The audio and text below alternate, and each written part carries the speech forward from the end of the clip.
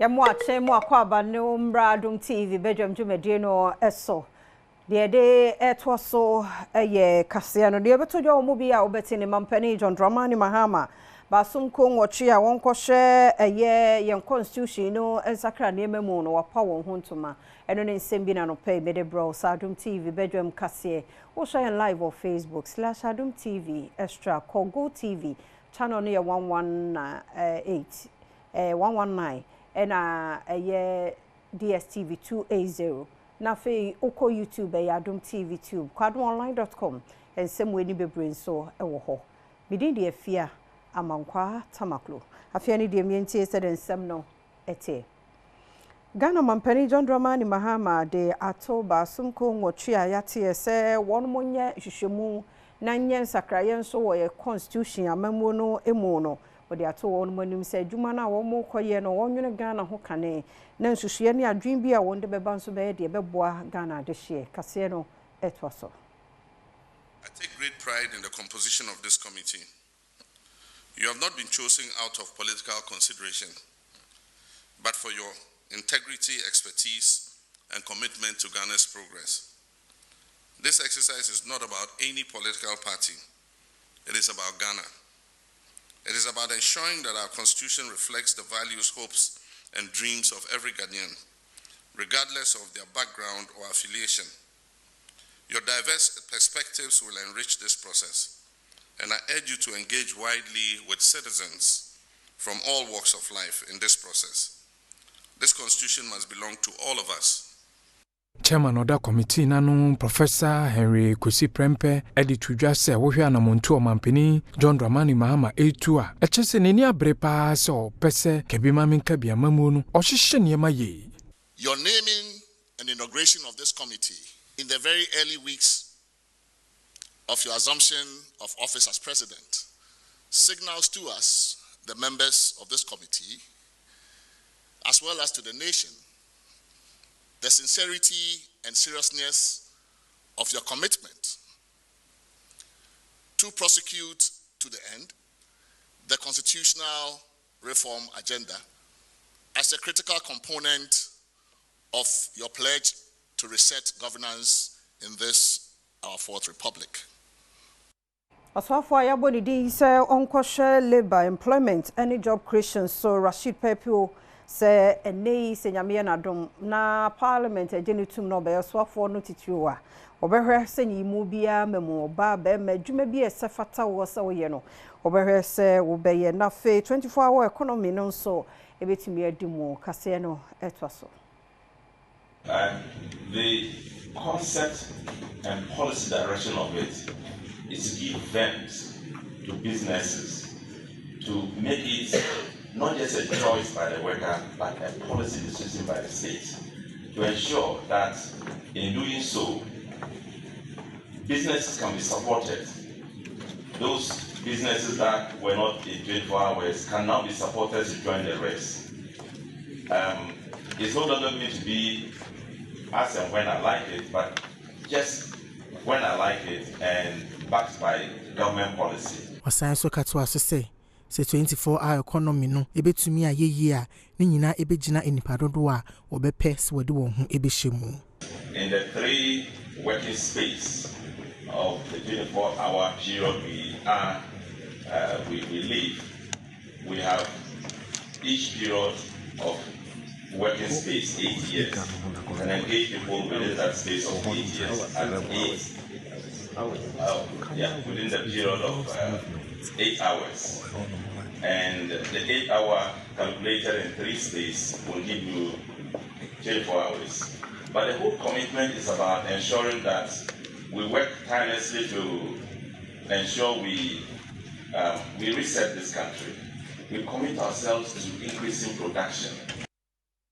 West African Examination Council AYEKD to abatan ya nei woma wasi sohwe eda so hye won mo hono se wo munya wotere mfama empanifo na wo mo hwemfa yie entu yie kasamafo na head of public relations wo wayek ayora John Kabi ena wo de tudwa kire mu se me kasa sesi hwehwemu eyade a ekoso se ye de results bisua na a kire se ye nkrofo na mark papers no examiners no aka kire nse ebia nkola no so he no mo kyerɛ no I say nya bibia na sɛbe ekoyie I say bia omo esisi mu anase bibisa nti ye nya nhwemu na ye nhwɛ sɛ asom ka ne no kra na asanya no kra na ohwa nya sɛ bia ofa script na wehu sɛ bia obi aye sɛ o sɛ otobo na ohwɛ mu yie nso a I was say woman and Colano so the car woman no because the year Eddie Jumano examiners naka and Colano the monka nti yeah ye the call tre and Colano near never more dinkita on every some so DNC a ban signer sabi wo paper na watch no the only correct no when so yana correct the only wrong when so yana wrong bibisa nti esi sen anase die nti na baasa nti ye ko hia wo mu ana o ma kyerɛkyerɛ mu akyerɛ nse na be ya ye nso betumi I take a decision na nhyiamu na ye ne nkla ne ko ye no ye say well say wo ba na say bia wo feel say bia wo bebo hu anase waik for no ma wo ye ma hyehyew de anya wo ba fa wo for bra se na be ya o mbegina wachi na obia embe intimidate anase obia enye bibia be ma bohu nti eno na ye pese ye na nso awofo no be buy dom some mankola no encho statement also for youth development and empowerment so George Opariado ene wasa kan sisudua biemu se ne ma betumi aboa ma nnwuma abama mabunu titi anya bia ye no ene na niswade hu ye wo various agencies I wo man yi ma not first no omuna no mo hwe mabunu nsem so. But no mean any akachi barako because there was no coordination. And now yenkayen se mu ina ofa akono. Ebinum take advantage and ebinum so sebe omanya eson fa so. Nhyehyɛ ye ne say because the yenya ministry barako e ba be coordinate sa niema we ina no. They are brony friend database. They ba be build the database. Na ya build a dashboard bi. Bebiemu na ayekroje na sebe obi anfa ketanhyehyɛ ene proye ama me batare ho na no si ya pe na Osman Abdullahi Ayarega ya oyesi wa Woda National Youth Authority ano eda amampani John Dramani Mahama se watse emebunu aso ye ya e ba be hwe emebunu yiedie na wodi to just say confidence and is in a very terrible state and he also gives assurance coming from the president that he will do everything in his mandate to make sure that we give that place in the best of conditions. So today we want to thank our minister for paying us this great courtesy call. Penny ya Paul no say wonye deputy CEO my Youth Employment Authority ya Dongo Jacob na wo say ene ono nim dia wa agriculture mu ne IT mu no obehwe say wo de befe no so no de aboa mabunu ne tichi won eni adwuma ye no ne befe no so aboa won ama won so anyansa no nyuma ene nyuma fofo bi etumi aye the year current management na America hono ye the agriculture ebehwe mabunu no monye dwuma ye the mechanized agriculture enye agric na ye the cutlass ni ho ema ose kodo no ye the mechanized agric na sa mechanized agric no ye pese ye dwane se be ya obia benye dwane adi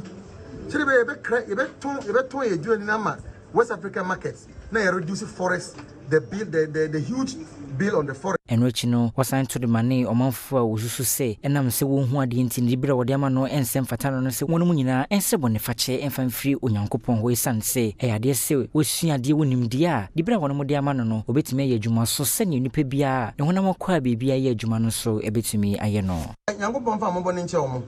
obi a obehwe me na obekase me adwuma ya bia de abse me nsa bia mintimi nya no media me kase nyankopon de efa obone nche because e bia na wonim yie wonim adwuma maye ena adwuma me gusu eye nka wonim a e bia nka won kasa but me katre ma menu no mo didem se omo hu appointment ya jomama ede mama no enhye omo kran e mama nko school omo hu se endeso wo ho. Executive Director da Youth Alliance for Democratic Development Ghana JK Mante wose baby edru no ehu behia so man aban ede nhyehyɛ bi ebeto ho susudua bi beto ho no mo na eno aye nhysesode na na mo so na ban betumi de aboa ne titiu ewo mabuno enkanko ene nyumamu. Executive Director Mayad Ghana JK Mate Ekasa ewo debate womo eyeye edema Odogono Senior High School ene Laboni Senior High School edefa constitutional review hunu odi tudwa se ehu behia pa se constitution womo beye mu nsachremu na ensese omampeni a ote akonya so no ono anoyi Attorney General. If the parliament in the public account committee says omo reporter it goes to Attorney General. Omu nyina omu ye hwehwemu wo corruption ho no omu nyina sha Attorney General na ase because omu ye hwehwemu ni nyina wia eko wia Attorney General office say either so de be court